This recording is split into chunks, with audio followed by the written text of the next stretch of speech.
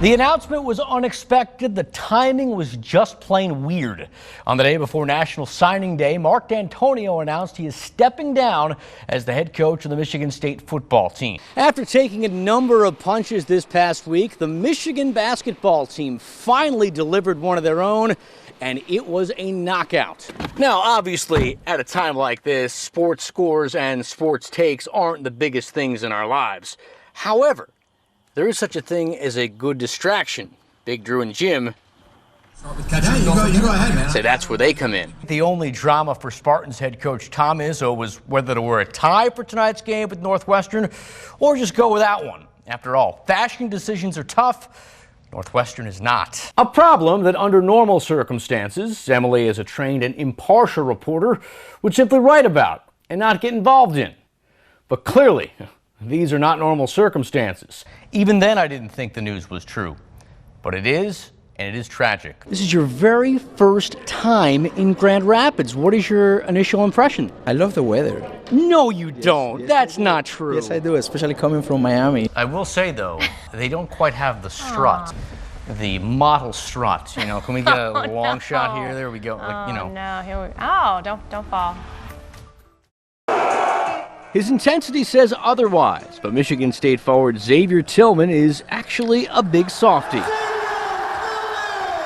I got a sense of toughness to me and stuff like that, but I keep that dad in me everywhere, even on the court. He's not lying about that. Since the birth of his daughter Yanni, Xavier's life completely changed. And 3 years later, he could not be happier. When I come home and get to see her face light up. What's up, girls? It's probably the best part. Ready? 3, 2, 1. Xavier, as well as his wife, Tamia, have completely embraced being parents. Though at first, they admit they weren't ready for it. Xavier was still attending high school at Grand Rapids Christian, while Tamia was already in college. I was still just kind of like we're young, and he just was very reassuring and let me know, like, we're in this together, we're gonna make this work. You like my hugs? Give me some. And that they have, even if it means long and very busy days. In Xavier's case, he balances fatherhood, class, and basketball. It's a lot.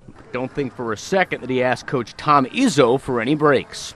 Even in my current situation, you know, I got to still show the guys what they need to do in order to have success. It's the kind of wisdom that comes only from being a father, the kind that brings calmness to Xavier, as he and his wife prepare to welcome their second child this month. You'll sit here, and then once your baby comes out and you see it, you're going to be like, oh my gosh. And then that's it. Like, a whole new perspective on life. It's hard to believe that while Tillman is one heck of a basketball player, he's an even better dad. Mike Lacett, 13 on your side sports. Good. Finish, K.I. By his own account, Drive head coach Donnie Tyndall lives a clean lifestyle. No, I'm not a guy that goes out. I'm not a partier. I'm not a drinker. I'm not a smoker. Going down and coming back. Still, that doesn't mean he won't indulge every once in a while. I think I'm past the point of no return. Okay, a little more than once in a while. Again, back to your original question, that might be considered an addiction. Tyndall's addiction is shoes. And it started at the age of 15 when his mom bought him his first pair of Nikes. It just became a source of pride, what type of shoes you were hooping in. From that moment on, the 49-year-old West Michigan native was hooked. His dad and I talked about it a little bit, and then we thought, no, we're not going to say anything because it is a passion. These are a little bit older. Yeah, like Tyndall would have listened anyway. Over the years, he's bought it all, from Chuck Taylor's and Charles Barkley's to Jordan's, Kobe's, and KD's. The problem is every time I say, okay, I'm done buying them, 2 months later something comes out and you see them at Foot Locker finish line and you're like, all right, one more pair, I'm good. And one more pair has turned into 700 pairs. Tyndall keeps half in storage and the other half at his one-bedroom apartment in Grand Rapids.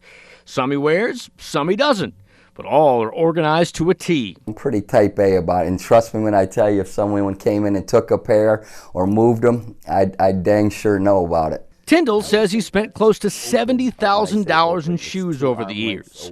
He knows that sounds crazy, but he says it's all been worth it in the name of style.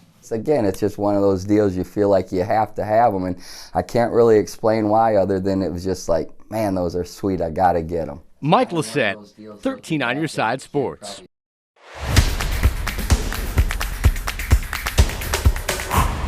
The Spartans thought they had it all figured out. Scouting report on Michigan's Xavier Simpson said he couldn't shoot threes. So that's what Michigan State was going to give him. Big mistake. Head to Ann Arbor, and Tom Izzo was feeling the pressure. He did not want to see MSU lose its third in a row. Second half, Michigan State hanging tough. Cassius Winston sets up Aaron Henry for the three. Henry scored 11. He was one of 3 Spartans to finish in double figures. MSU within 1, and Izzo was starting to feel good. But then later, things fell apart. Eli Brooks pushing the tempo. Look at the pass, and then look at the dunk by John Teske. Wolverines by 6, and the fans were loving it. They were loving this too. Isaiah Livers back after missing 3 games with a groin injury. He looked great. Shot clock winding down. He gets 2 of his 14 points there. Michigan up 11. Under 5 to go. U of M looking to put it away, and Simpson would do the honors. His 4th 3 of the day. He finished with 16. Michigan takes it 77-68. Wolverines snapping a 4-game losing streak to the Spartans. I was in a room, I was feeling it. He made some shots. Oh, he certainly did. Wolverines now 4-9 on the year, while the Spartans dropped to 16-8. Let's be honest, life without Andre Drummond doesn't look all that different for the Pistons. They were losing before the trade, and they're still losing now. Detroit looking to bounce back from Friday's loss to Oklahoma City. Saturday, the Pistons welcome the Knicks. Late fourth, Detroit refusing to give any ground. Reggie Jackson getting in the lane, and he gets the roll. 2 of his 20. We are tied at 89. Final seconds. Pistons down 2-0. They need a stop, but they do not get it. Tough shot falls for Julius Randle. He scored 17, and Detroit drops another one. This one by the count of 95-92. Finished with hockey. Grand Rapids had Texas in town for 2 games this weekend. The Griffins looked to make sure they didn't have a good time. Game 1 was Saturday at Van Andel. This was a fun one. 3rd period, Grand Rapids down a goal, but there's Eric Tangradi to the rescue. In front, he scores. It's a power play goal. We're going to overtime. But there, it would be the Stars making good of their power play. Joel Esperance on the one-time. He sends everybody home. Texas takes it 4-3 in OT.